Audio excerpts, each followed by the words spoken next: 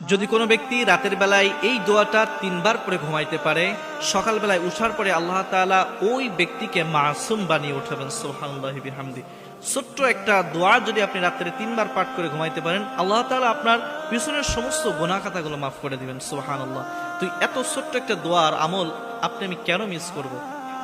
আসুন আমরা ওই দোয়াটা জানি। দোয়াটা কি?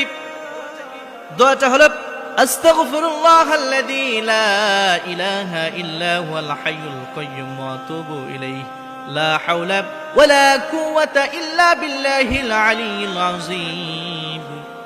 আমি আপনাদের সুবিধার জন্য আরো একবার বলে একটু মনোযোগ দিয়ে শুনেন। আস্তাগফিরুল্লাহাল্লাযী লা ইলাহা ইল্লা হুয়াল হাইয়ুল কাইয়্যুম ওয়া আতুবু ইলাইহি লা হাওলা ওয়ালা কুওয়াতা ইল্লা বিল্লাহিল আলিয়্যিল আযীম।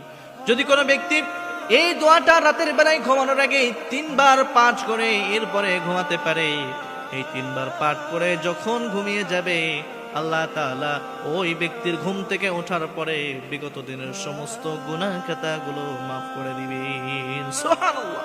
এত ছোট্ট একটা আমল আপনি আমি কেন মিস করব বলেন তো? ঘুমানোর আগে আপনি যদি এই আমলটা যদি 3 বার পড়েন, বড় জোর 30টা সেকেন্ড লাগতে পারে, 1 মিনিট লাগতে পারে। তো সুতরাং এত ছোট্ট আমল আপনি আমি কেমনে মিস করব? সুতরাং আপনার আমি প্রত্যেকটা যে মানুষগুলো রয়েছে, আজ থেকে এই একটি আমল কখনো মিস করা যাবে না। আমলটা আমি আরো একবার বলে আপনার সুবিধার জন্য একটু মনোযোগ দিয়ে শুনেন।